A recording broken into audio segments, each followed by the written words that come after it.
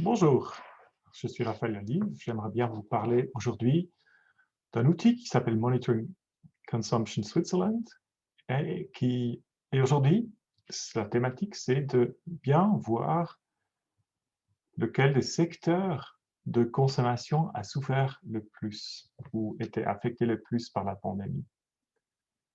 Alors, je vais changer pour mon écran. Là, c'est Monitoring Consumption avec tous les dashboards qui existent. On avait regardé le main dashboard dans la première vidéo. Aujourd'hui et maintenant, j'aimerais bien vous parler de dashboard Debit Card Payments by Merchant Category. Donc, pour bien être précis, ce ne sont que les paiements en carte de débit qui sont faits à l'intérieur d'un magasin en Suisse. Alors, qu'est-ce qui s'affiche ici? C'est les Debit Card Payments at Point of Sale. C'est distingué par les qu'on appelle chez Six le Merchant Category, donc le bien qui est vendu. Et en tout premier, on voit ce graphique coloré. C'est un graphique qui nous permet de comparer les dépenses faites dans une période qu'on peut sélectionner ici. Là, c'est une période qui est sélectionnée les semaines, calendrier 43 jusqu'à 48, jusqu'à la semaine passée.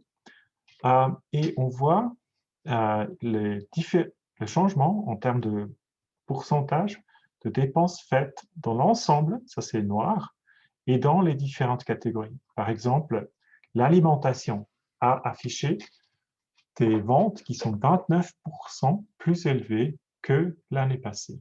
Donc ce chiffre peut paraître élevé, et c'est clair qu'on a là-dedans aussi notre substitution entre la dépense faite en liquidité pour des dépenses faites en carte de débit. Nous, on l'estime être entre 10 et 15%, mais ça laisse quand même un 15% de plus pour l'alimentation. On mange plus dans cette période. Les autres magasins en vente détail affichent aussi une augmentation de 6%, mais par rapport à la substitution qui a eu lieu, c'est peut-être une vente qui est à peu près au même niveau que l'année passée. Après, les restaurants, là, on voit bien qu'eux, ils vendent 9% de moins que l'année passée, et ça, c'est une réduction grave. Elle est surtout due aussi à la Suisse romande, qui a carrément fermé des restaurants. Pour l'essence, c'est une diminution de 4%, il y a peu de différence. Pour les services personnels, alors coiffure et tout, on reste à zéro, mais les deux secteurs qui y viennent, c'est ceux qui sont le plus touchés.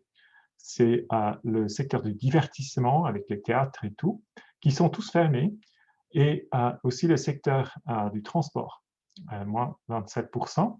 Là, peut-être, ce n'est pas très clair pourquoi on a moins de transport, mais donc une explication, c'est le travail depuis la maison. Donc, le travail à la maison mène à une situation où le CFF affiche des ventes beaucoup moins élevées. Alors, comment ça se présentait dans la première vague, le lockdown? Je vais maintenant juste sélectionner ces périodes et de sélectionner la période qu'on vient de voir. Et là, c'est très clair. On était tout en négatif. Hein. Tout était négatif. Alors, c'était beaucoup plus grave dans la première vague, pendant le lockdown, que actuellement. Donc, ce graphique coloré nous permet de comparer l'année 2020 avec l'année 2019. Après, on voit des séries temporelles très claires. En gris, 2019, en bleu foncé, c'est 2020. Et pour l'alimentation, on voit ce qu'on avait déjà vu, plus de ventes d'alimentation cette année que l'année passée. Et une raison claire, c'est le manque de restaurants ouverts. Donc, on a besoin de se nourrir. Et ce qu'on a fait, c'est qu'on a beaucoup plus acheté chez la Coop et les migrants. Là, c'est l'autre vente en détail. On voit bien clair la fermeture des magasins pendant le premier lockdown, entre le 16 mars et là, c'était en mai. Et ce qui soit aussi très, très clairement, il y a des ventes de rattrapage ici, hein. Donc, on n'a pas eu de sofas qu'on a pu acheter. Donc, on les a achetés juste après la réouverture des magasins.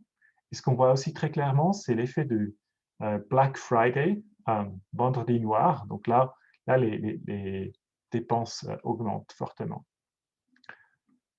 Pour les restaurants et les hôtels, une diminution sévère, une augmentation importante pendant l'été. Donc ça, c'était l'été de gloire, entre les deux vagues. On pouvait voyager en Suisse et à travers la Suisse, et ça s'est passé bien. Maintenant, avec les nouvelles mesures pour la deuxième vague, ce chiffre d'affaires a grandement diminué. La diminuée est pas aussi forte que pendant la première vague, mais elle s'y approche. Et elle est surtout concentrée en Suisse romande, qui a fermé ses restaurants, qui va les rouvrir que la semaine prochaine. Pour la vente d'essence, on voit aussi une diminution pendant le lockdown. On a moins voyagé en voiture, on était resté chez nous, chez vous.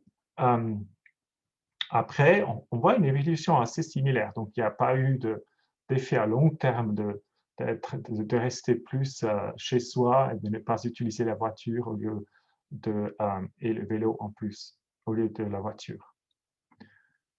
Divertissement, une diminution, et là, elle est vraiment à zéro pendant le lockdown. On n'a plus rien. Après, l'ouverture, elle a animé ce secteur fortement. Et de nouveau, pour la deuxième vague, on voit une grande diminution de ventes dans ce secteur. Vraiment très, très importante. Et on comprend bien maintenant pourquoi aussi les professionnels de ce service sont en problème. Transport. On voit bien qu'une forte diminution et avec la réouverture, les dépenses ne se normalisent presque jamais. Donc, ça prend un moment, après la première vague, pour les dépenses d'augmenter. Et maintenant, de nouveau, après les mesures du Conseil fédéral qui disaient, oui, maintenant, on vous encourage de travailler depuis chez vous, de nouveau, les dépenses sont plus bas. Services professionnels, là, les dépenses diminuent fortement, mais juste après l'ouverture, ils augmentent fortement. Et on a aussi le sentiment qu'on a beaucoup plus payé avec la carte de débit. Donc, les augmentations, ils reflètent aussi une substitution entre la carte débit et cash, mais néanmoins, c'est vraiment une forte augmentation de dépenses dans ce secteur. Pour le secteur de santé humaine, c'est un secteur qui était très, très touché. Il était pour la plupart pas tellement fermé, mais nous, on a tous eu peur d'aller chez les docteurs à cause de la pandémie.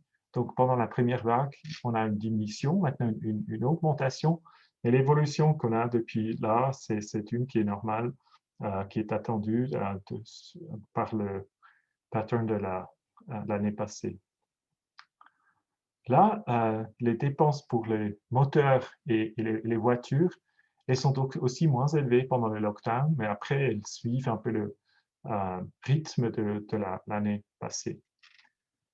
Alors, merci pour votre attention. Aujourd'hui, on a vu les différentes dépenses dans les différents secteurs. L'alimentation avec une nette et claire augmentation, aussi un secteur qui attire beaucoup de dépenses. Ensuite, restaurant, le divertissement, ça c'est des secteurs qui vont vraiment très très mal. Aussi, transport ne s'est jamais rétabli au même niveau puisqu'on travaille tous depuis la maison normalement. Donc ça c'est les enseignements d'aujourd'hui. Donc je vous remercie pour votre attention et je vous souhaite une toute bonne continuation de la journée.